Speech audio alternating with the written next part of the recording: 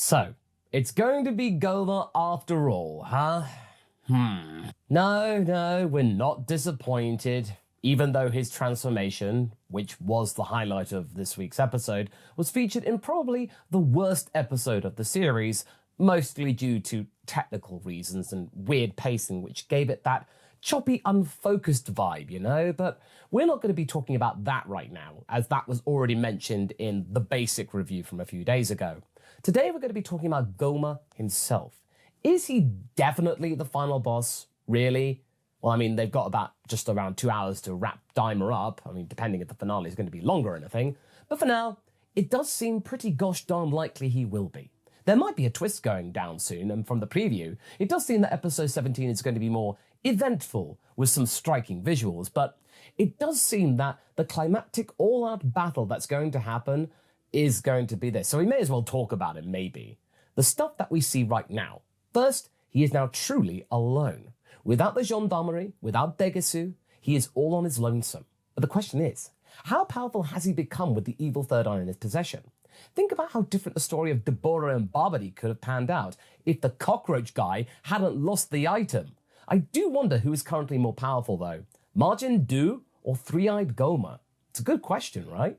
We always could have Arinsu fusing the brothers for the final confrontation, Dooku, you know, the Star Wars reference. I also hope that Degesu will be allowed to do something in the final episodes. His time to shine was a letdown. But considering that Daima might be a building block for stuff in the future of Dragon Ball, you know, it wouldn't be the worst idea to see him maybe escape to maybe resurface later on as a threat in other stories. I think he does have the energy. And from what Iyoku has said, it does feel that the next project might be closer than we think. But yeah, Gomah.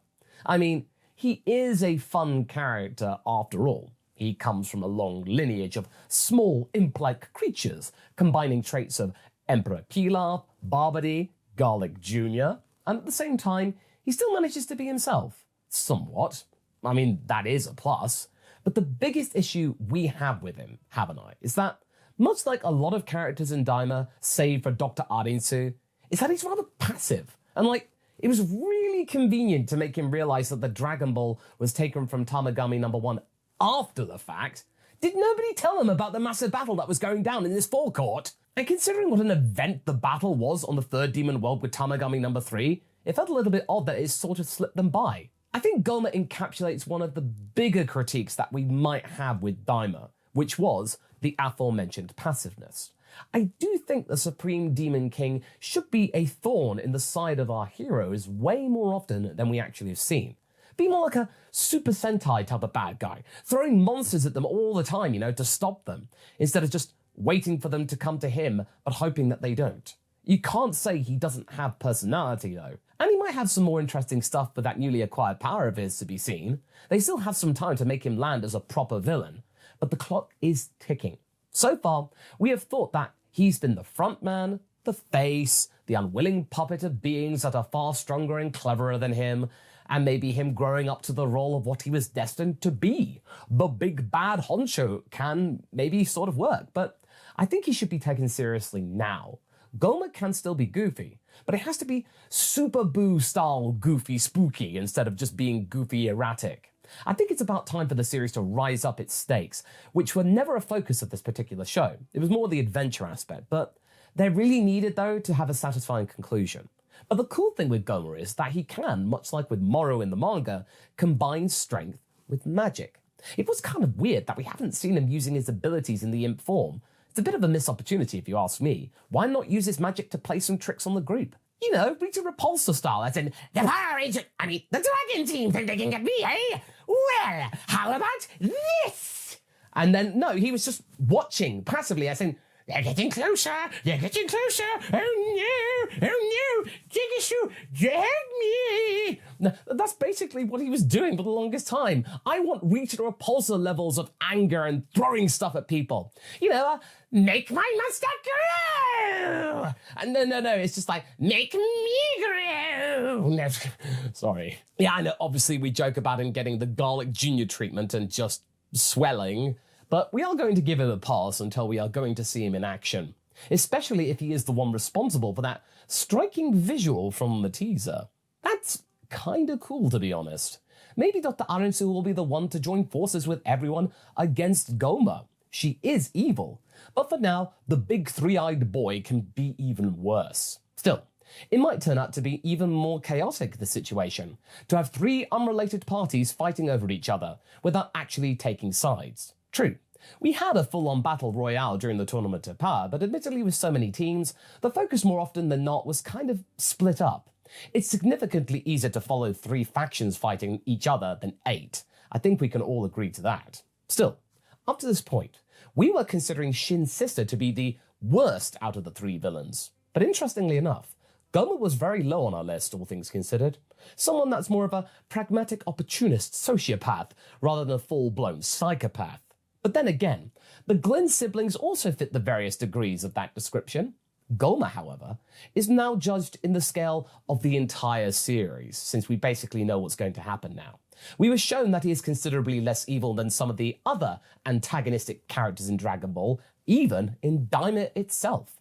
True, he wanted to raise Dende to be something that forges his own ideals and his own means and interests, but at the same time, he provided him with comfort. Meanwhile, Degesu was more than willing to shoot the baby, and you know he would have done. And while it's told that he is a bit of a tyrant, he is miles behind Frieza in that regard.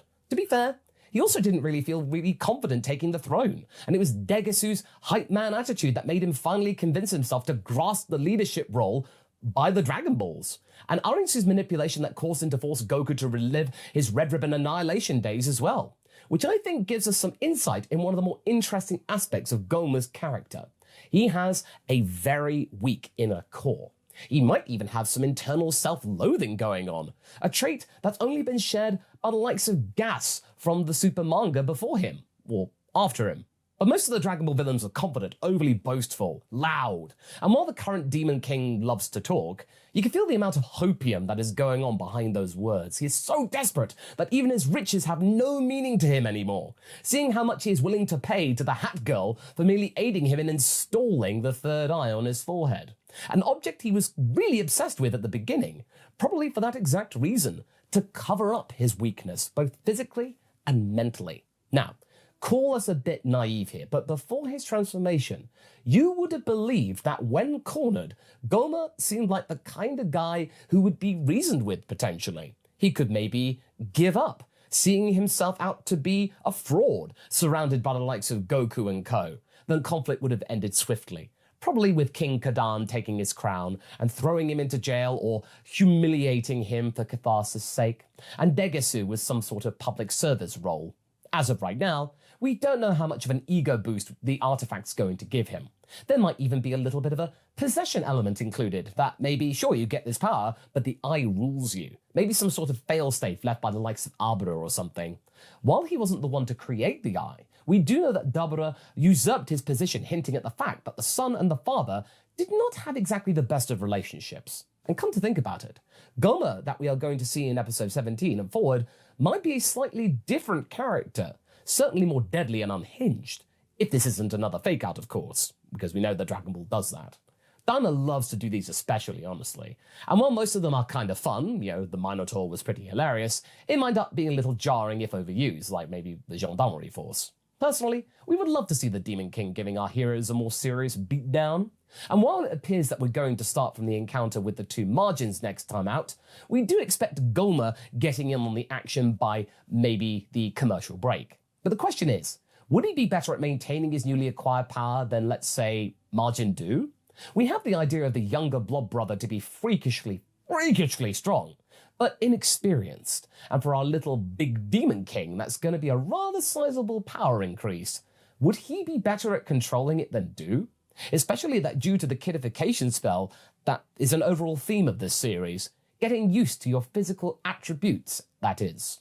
The whole being overwhelmed by the gendarmerie's weapons thing that many viewers took issue with, myself included initially, was explained away by the kids' bodies not being able to take that much firepower. So in a way, our heroes are also being forced to adjust. Haven't I? We kind of like this theme. But considering what, outside of the Tamagamis, a breeze this has been for them, I want Gomah to cement himself as a properly threatening being and being able to actually do some proper damage. Or, whoever is going to be the main evil head honcho mantle doing the same thing after him. One thing that I kind of regret didn't happen was exploring his backstory a little bit, or just something. What does it mean to be the Vice Supreme Demon King? How did he get to that role? Remember, Dabura was a very powerful guy, stronger than Frieza, so I don't think he would have just allowed any old person to be his right-hand Majin. This means that our unassuming imp has to have something going for him to assume that position, even if that something was an extreme sample of bootlicking. I don't think the show has time to explore that anymore, aside from some really fast vignettes and flashbacks, but I don't see that happening, honestly. We didn't get it for Degesu. But what is fascinating, though, is that we don't really see any Gomah-type demons in the realm aside from him. We can even see some lower-ranking Dabura types, but once again, he seems to be very much on his own.